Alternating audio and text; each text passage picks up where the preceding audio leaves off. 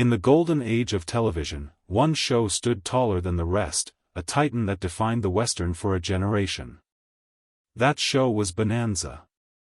For 14 seasons and 431 episodes, families gathered to watch the adventures of the Cartwrights on their sprawling Ponderosa ranch. It was a ratings powerhouse, a cultural touchstone, and at the heart of its early success were four men: the patriarch Ben Cartwright and his three sons, Hoss, Little Joe, and the eldest, Adam Cartwright, played by Pernell Roberts, was the intellectual, the architect, the steady hand of the family. He was handsome, educated, and beloved by millions. So why, at the absolute peak of the show's popularity, did Pernell Roberts walk away from it all? It wasn't about the money or a simple contract dispute. The real story, hidden for years behind studio spin and quiet rumors, is a lot more complex. It's a story about deep artistic frustration, unshakable principles, and one man's refusal to trade his soul for fame. When Pernell Roberts left Bonanza in 1965, he walked away from a salary of $10,500 an episode, an absolute fortune at the time. His co-stars would go on to become millionaires, while he faced years of professional uncertainty. The industry saw his departure as a betrayal, and he paid a price for it. But to understand why he made such a shocking choice, you have to look past the Hollywood glamour and understand the man himself. Pernell Roberts wasn't just a TV star, he was a classically trained stage actor, a man of conviction who saw his time on the Ponderosa less as a dream come true and more as a gilded cage. Long before anyone knew him as Adam Cartwright, Pernell Roberts was a man of the theater. Born in Georgia in 1928, he was passionate about the arts from an early age, singing and acting in local shows before serving in the U.S. Marine Corps.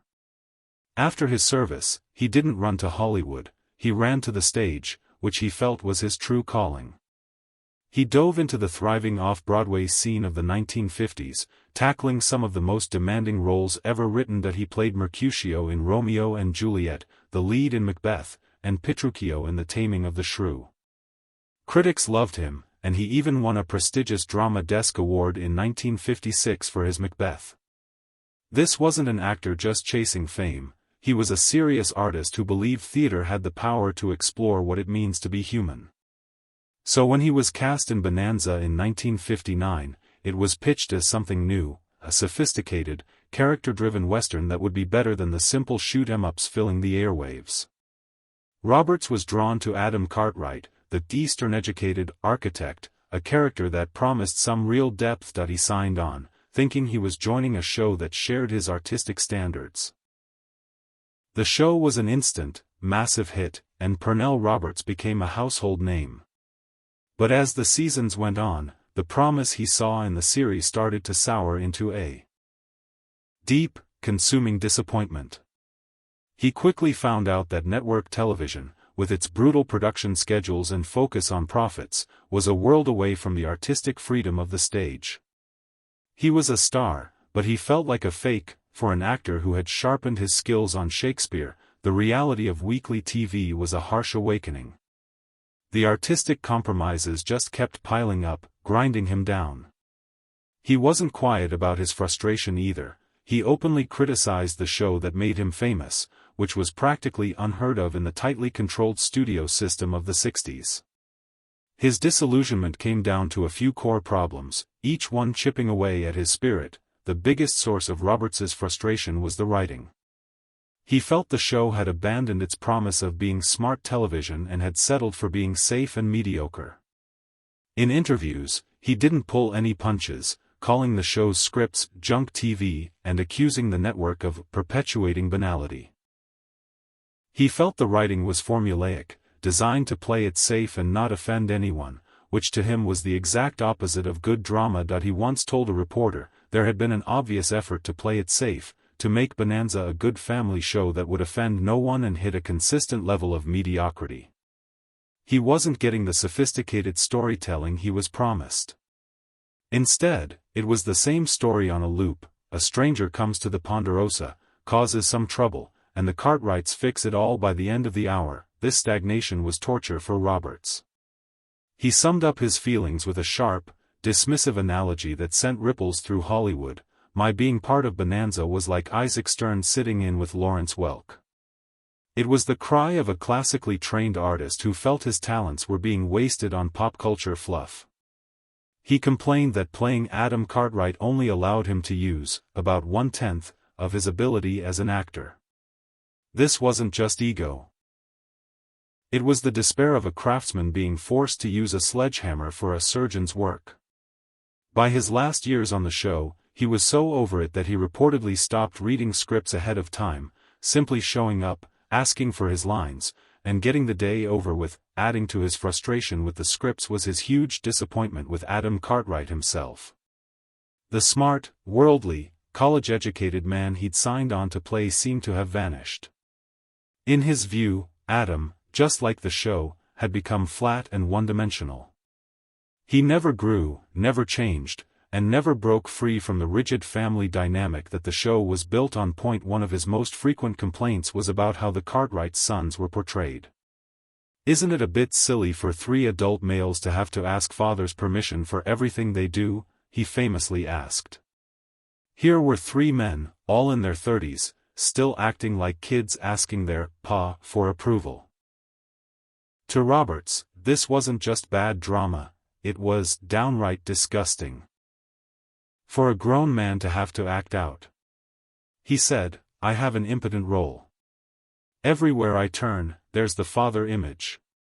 This paternal dynamic, which so many viewers loved, felt like a creative prison to Roberts. Making it even more absurd for him was the fact that Lorne Greene, who played his father, was only 13 years older than him. The role felt childish. He had hoped Adam would be a complex man who could challenge his father and forge his own path. But 1960s network TV loved consistency, not character development. The characters had to be reset to 0 at the end of every episode, ready for the next adventure.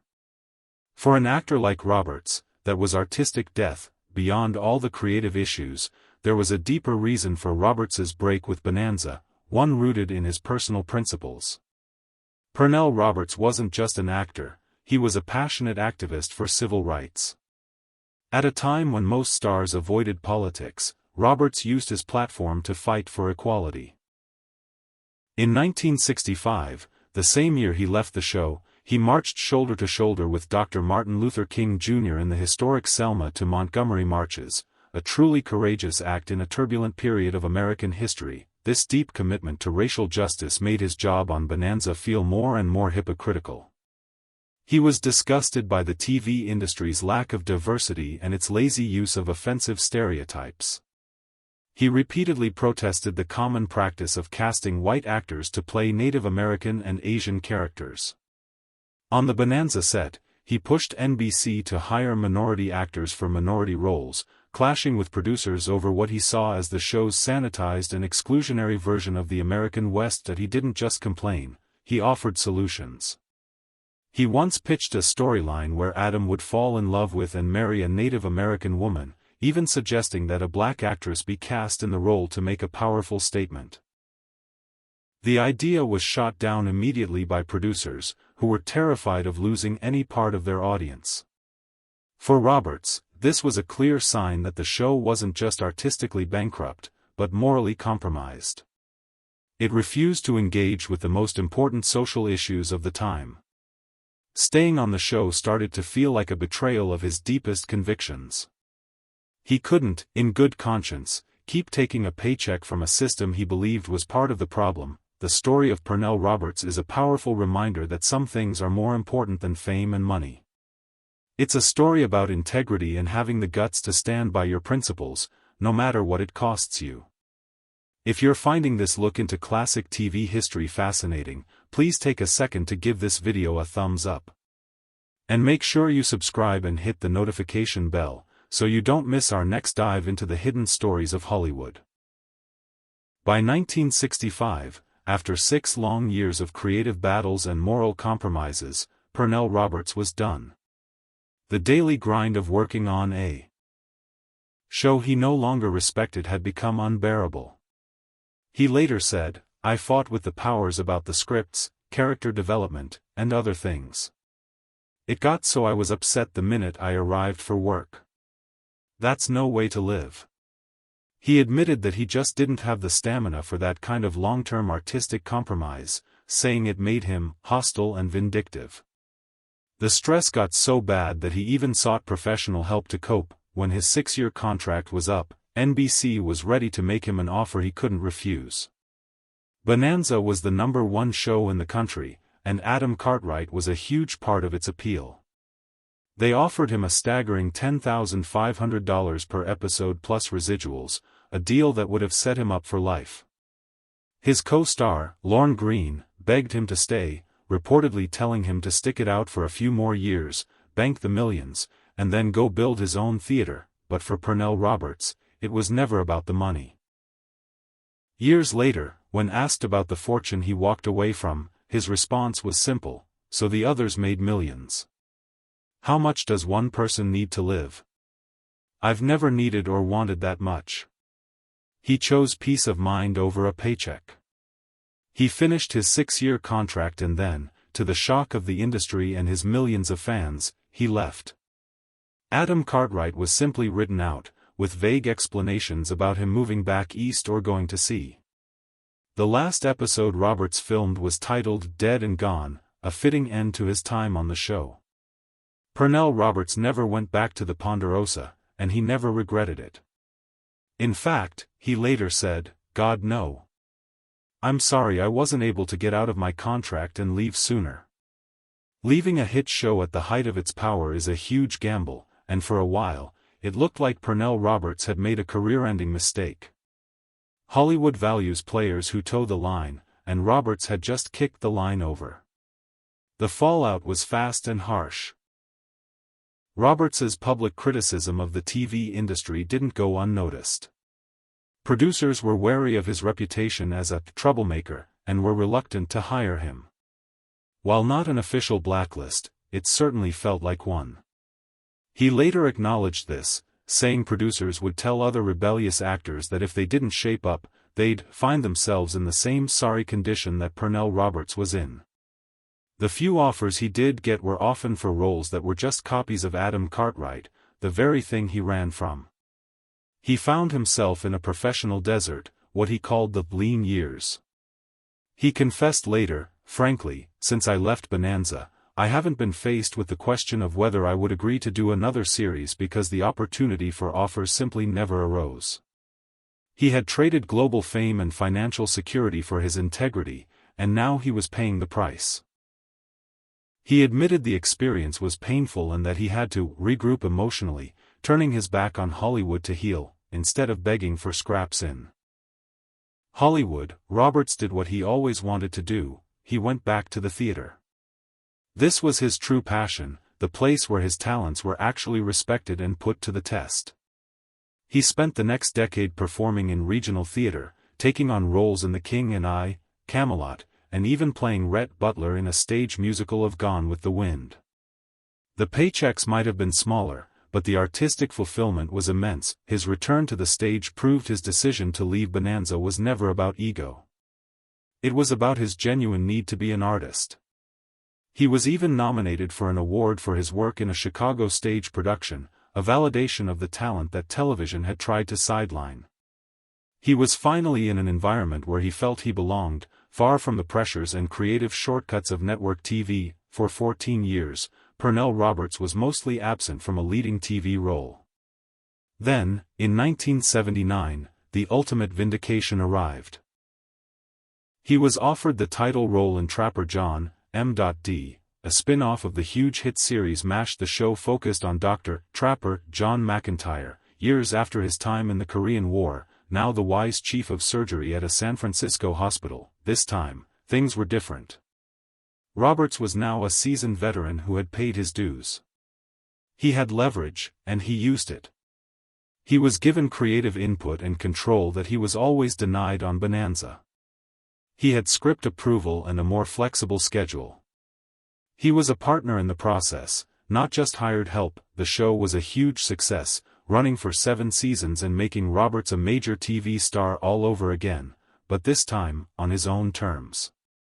In 1981, his work earned him an Emmy nomination, a powerful affirmation of his talent. The long, hard years in the wilderness had paid off. He had proven that standing by his principles wasn't a career killer, it was the foundation of his success. He had stayed true to himself, and in the end, he had won. When asked if he expected trouble on this new series, he confidently replied, "I'll have no trouble this time. Suffice it to say, I just know that I'm working now with those who possess a quality of individual talent I respect." The message was clear: he had finally found a creative home. So, why did Pernell Roberts really leave Bonanza? It wasn't just one thing. It was the soul-crushing disappointment of shallow, repetitive scripts. It was the frustration of playing a character who was never allowed to grow up. And most importantly, it was his commitment to his own moral code, a commitment that made it impossible for him to be a part of a show he felt was turning a blind eye to the real world. He walked away from fame and fortune and put up with years of being treated like a cautionary tale. And through it all, he never once said he regretted it. He chose artistic integrity over a fat paycheck and his own peace of mind over a hollow contract. His career, especially his triumphant return in Trapper John M.D. is a testament to his perseverance and the courage of his convictions. Pernell Roberts's story really challenges the definition of success in Hollywood. He proved that an artist could stand up to the system, stay true to their beliefs, and find fulfillment on their own terms. He was the man who walked away from the Ponderosa, not because he was a fool, but because he had to be an actor, and a man that he could respect. But now we want to hear from you. What do you think about Pernell Roberts's decision? Did he make the right call by putting his principles first, or did he make a huge career mistake by leaving Bonanza?